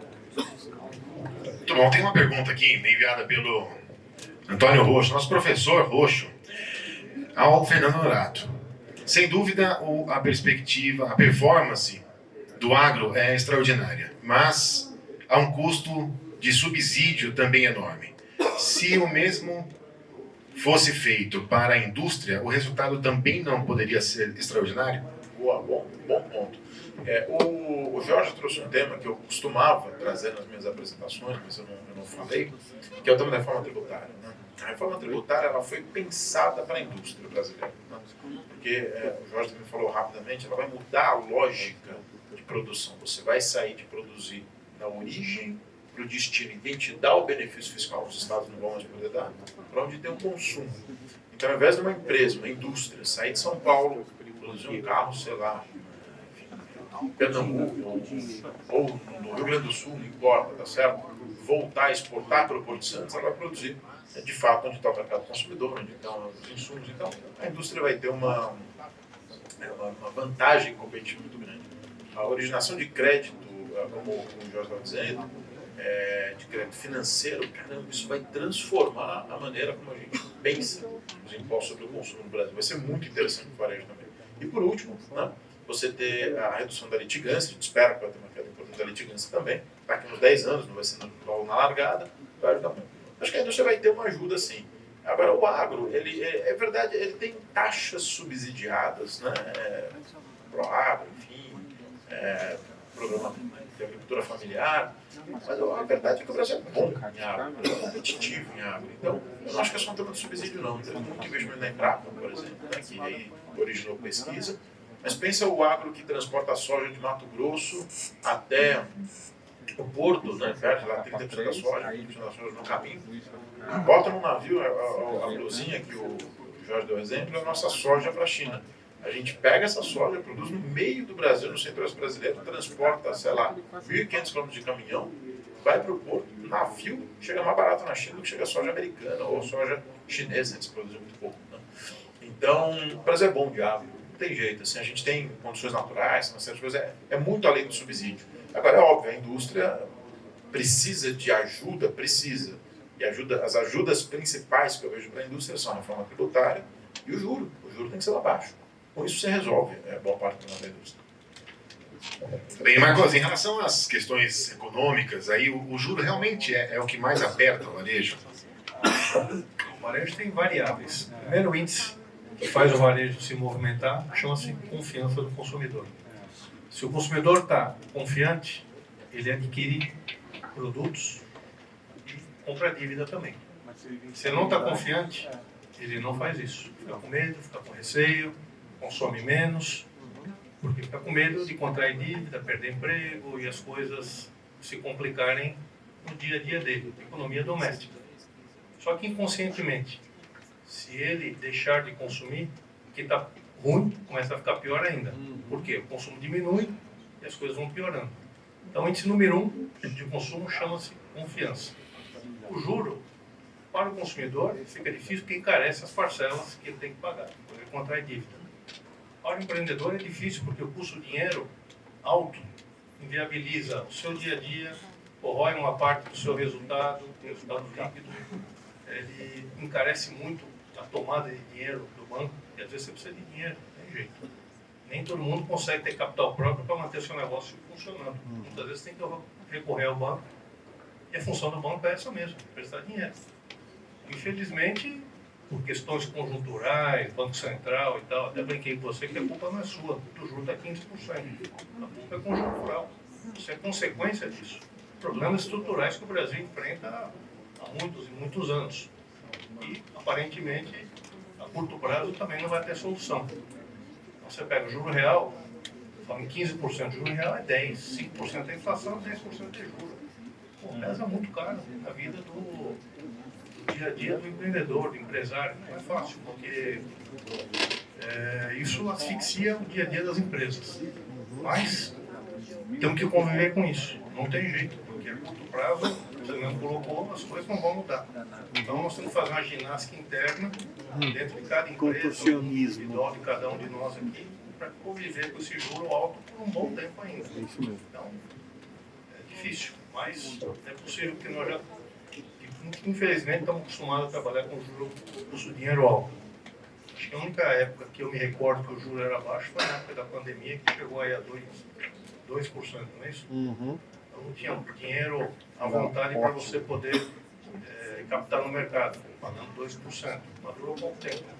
Ali, ali foi uma certa distorção da pandemia. A gente teve um período de juro baixo no Brasil, um pouco antes da pandemia, no governo Temer, que a Selic bateu 6, 6,5%, com inflação de 3, 3,5%. Foi o único período para valer que o Brasil teve inflação muito baixa, esses 3% da meta, 3 e pouquinho, na época a meta era um pouco mais alta, com um juro baixo. Por quê? Porque teve ali duas coisas. Teve o teto de gastos, que deu mal, freou a expansão do gasto público, e vamos combinar, eles colocaram o Dream Team na economia, né?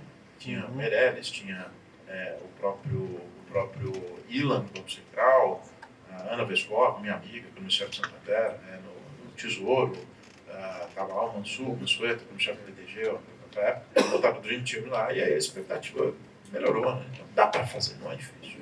Foi agora, tem 10 anos. Então, eu digo que o 2 da pandemia não era realista em lugar nenhum do mundo, também não foi nos Estados Unidos, enfim. Mas 6 de Selic, se eu dissesse para vocês que a Selic cai para 6, já melhora bastante. Ajuda muito. Né? Facilita a vida de todos nós aqui, né? Sim. Com certeza. Marcos, a gente está chegando já no tempo que nós estimamos para finalizar o nosso painel. Está passando rápido, né? As palestras, as participações foram tão boas. Então a gente queria já fazer uma rodada final com vocês, pode ser? Marcos, Denis, Jorge, primeiro, obrigado pelo convite mais uma vez. É um prazer estar aqui com vocês. Como eu falei, a relação do Bradesco é super especial com a cidade, já há 5 décadas, quase 6. E é muito bom estar aqui. E, como eu disse um pouco antes, eu não queria estragar, né, a noite de ninguém. Sempre tem oportunidade no mercado, sempre tem oportunidade. Né? A renda disponível está lá, está crescendo devagar, vai crescendo devagar, vai crescer. Tem oportunidades no varejo ligado a alimentos, no varejo ligado a material de construção. O importante é achar o seu caminho, né? Achar o seu nicho, na verdade, ter cuidado com a alavancagem em 2026, porque o juro ainda vai estar alto. Né? Isso faz as oportunidades, como o Jorge bem sabe. Então, agradecer a você e desejar boa noite a todos. Obrigado.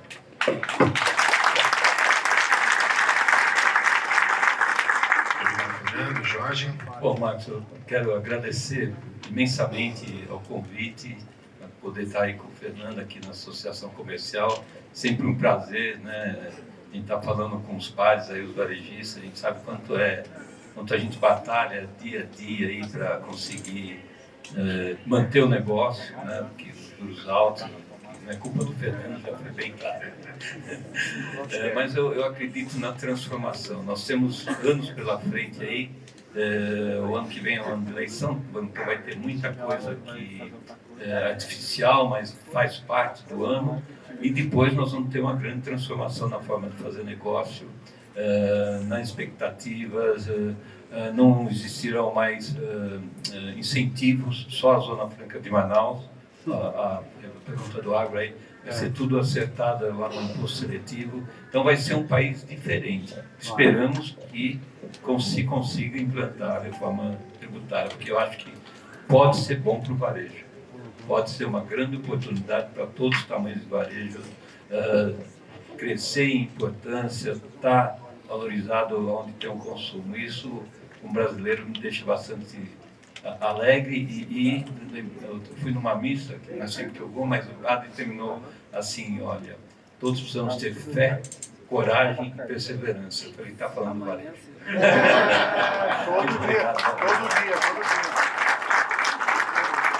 Muito obrigado, Jorge. Marcos, por favor. Agora você me inspirou, viu, Jorge?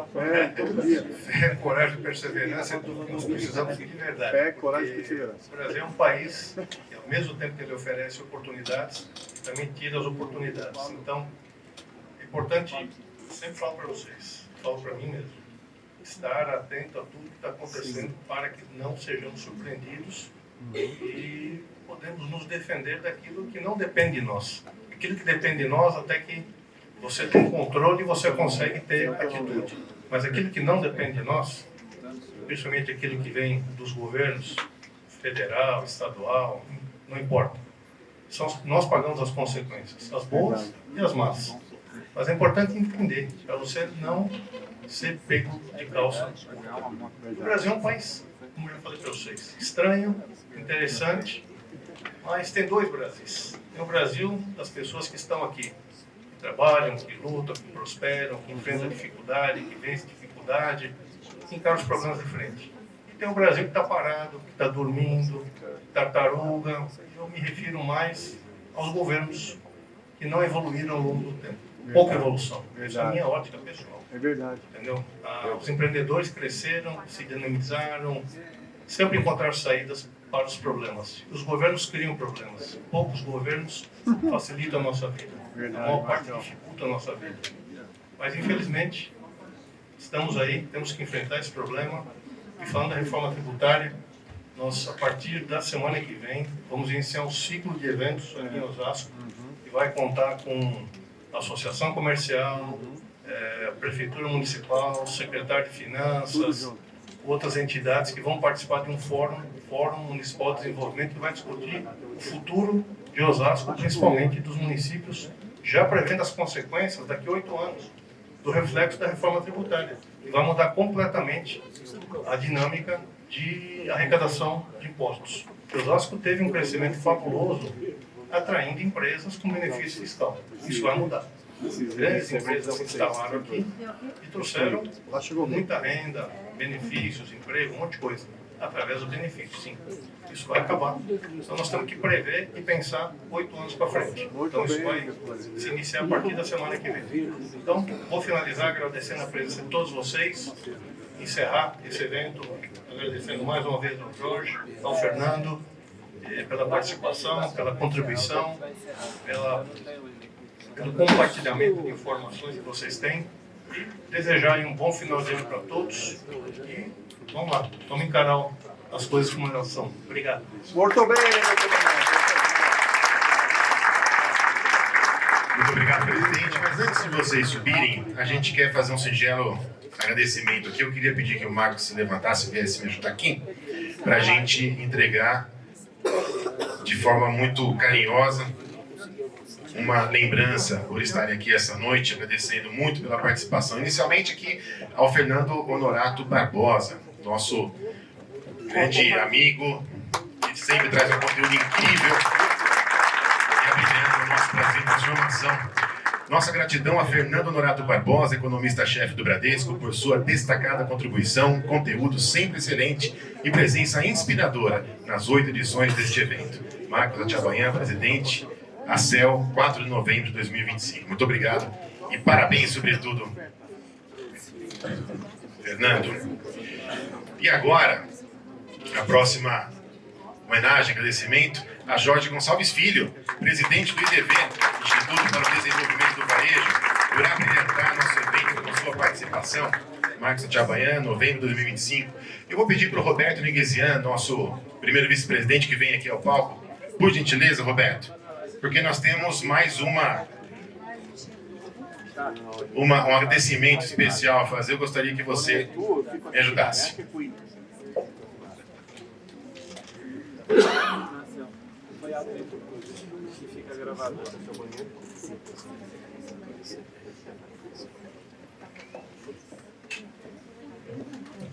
Esse evento só é possível porque nosso presidente Marcos, mesmo antes da presidência, convidou, né, o Fernando Norato, que topou participar aqui conosco e todos os anos trazer luz, né, para que os nossos empreendedores possam fazer seus planos para o ano seguinte. Então, a gente não pode deixar de homenagear Marcos Gabriel Atchabayan, presidente da CEL, por idealizar, viabilizar e contribuir com sua participação nas 8 edições deste evento, que ilumina o entendimento dos empresários para auxiliar suas decisões. Parabéns, Marcos. Muito obrigado também a você. Foto oficial dos participantes. Especialmente muito obrigado a você que participou conosco aqui na Associação Comercial hoje. Agora nós queremos convidar todos para que no nosso salão, no andar superior, possamos interagir ali, nos encontrar, conversar a respeito do cenário econômico para 2026 no Cocupel. Muito obrigado, uma ótima noite a todos.